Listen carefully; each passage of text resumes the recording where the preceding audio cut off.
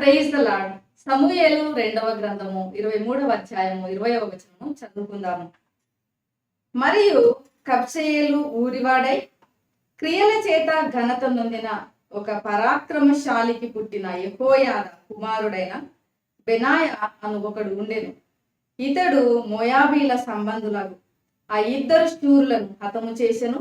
మరియు మంచు కాలమున బయలు వెడలి బావిలో దాగి ఉన్న ఒక సింహమును చంపివేసెను. బెనాయా ఈయన కబ్సెయేలు అనేటువంటి ఊరికి చెందినవాడు. ఇతని తండ్రి పేరు యెహోయాదా.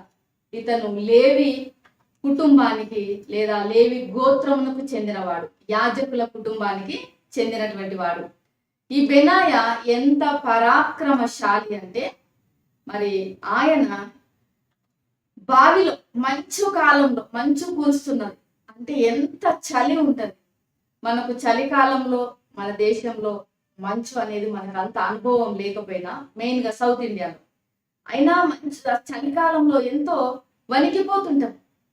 కానీ మంచు కాలంలో అలాంటి చలి పరిస్థితులలో బావిలో దాగి ఉన్నటువంటి సింహమును మరి చంపివేశాడంటే ఎంత ధైర్యవంతుడు, ఎంత పరాక్రమశాలిగా, ఎంత యోధునిగా మనం చూడగలం. ఎంత సాహసవంతుడు బెనాయా. దావీదుకు ఈయనకు దగ్గరి పోలికలు ఉన్నవి. దావీదు కూడా చాలా బలవంతుడు, సింహాన్ని చంపివేశాడు.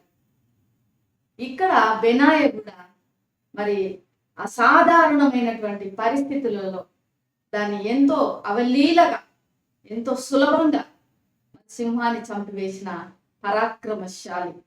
అలానే ఇంకా మోయాబీల సంబంధులాగా ఇద్దరు శూరులు, వాళ్ళు కూడా సింహం లాంటి బలం కలిగినటువంటి వారు, మోయాబీల శూరులు. వాళ్ళను కూడా అవలీలగా చంపివేశాడు. ఇంకా కింద వచనంలో మూడో విషయం కూడా చూడగలం. ఆయన ఎవరిని చంపాడంటే ఒక ఐగుప్తీని చంపివేశాడు. ఈయన దగ్గర ఉన్నటువంటి ఆయుధం ఏమీ లేదు. ఆయన చేతిలో కేవలం ఒక కర్ర మాత్రమే ఉన్నది, ఒక దుడ్డు కర్ర. కానీ ఆ ఐగుప్తీని చేతిలో ఉన్నటువంటి ఈటె మరి అది లాక్కొని ఆ ఈటతో ఆయననే మరి చంపివేశాడు. ఈ రీతిగా బెనాయా చేసినటువంటి కార్యాలు చాలా చూడగలం. ఇక్కడ దావీదు యొక్క మరి సైన్యంలో పనిచేశాడు. దావీదు యొక్క పరిపాలనలో దావీదు ఇచ్చినటువంటి బాధ్యతలను చాలా చక్కగా నెరవేర్చిన వ్యక్తిగా ఉన్నాడు. అంటే ఈయనకు స్వామి భక్తి ఉంది. అంటే దావీదు ఎడల ఎంతో మరి భక్తి, మర్యాద, గౌరవమును కలిగినటువంటి వ్యక్తిగా ఉన్నాడు. ఒక రాజు కింద పనిచేసినప్పుడు ఎంతో గౌరవ మర్యాదలు అవసరం. ఎంత శూరుడైనా, ఎంత పరాక్రమశాలి అయినా దాన్ని బట్టి అతిశయించడానికి లేదు. కానీ మరి ఎంతో మరి చక్కగా వినయం, విధేయత చూపించాల్సింది ఉంటుంది. ఇక్కడ దావీదు కింద కూడా బెనాయా ఎంతో చక్కగా తనకు అప్పగించినటువంటి బాధ్యతలను నెరవేర్చిన వాడుగా ఉన్నాడు. ఈయన పేరుకు అర్థము యెహోవా కట్టెను. యెహోవా కట్టెను అంటే ఎంత చక్కటి మరి జీవితాన్ని ఆయన జీవించాడు. ఆయన మరి ఈ యొక్క ఉదయకాల సమయంలో బెనాయా ద్వారా మనం నేర్చుకోవాల్సింది ఏమిటి అంటే మనకు అప్పగించబడినటువంటి పనిలో మనం బాధ్యత కలిగి నమ్మకంగా నెరవేర్చాలి. మరి దావీదు వల్లనే మనం కూడా దేవునికి హృదయానుసారంగా జీవించాలి. ఇక్కడ బెనాయా కూడా ఎంతో చక్కగా మరి భయభక్తులు కలిగి ఉన్నాడు, పరాక్రమశాలిగా ఉన్నాడు, చెప్పిన పనిని నెరవేర్చిన వాడుగా ఉన్నాడు.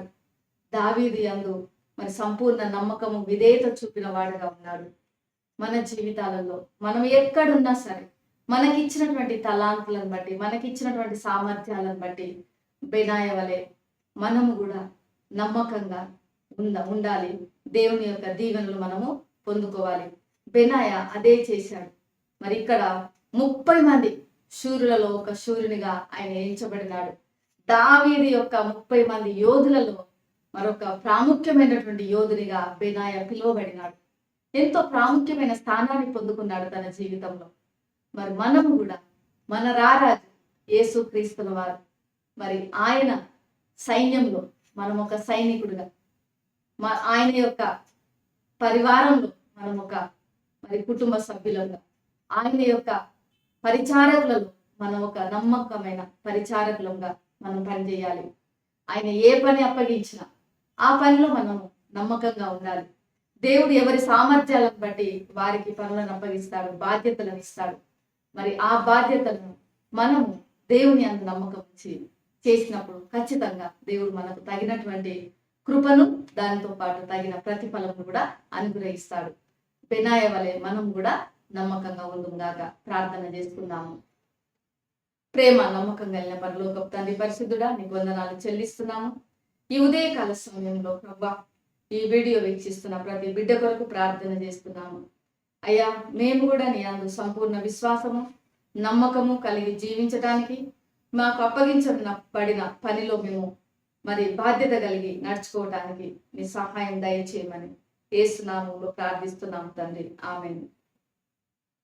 దేవుడు మిమ్మల్ని దీవించును గాక.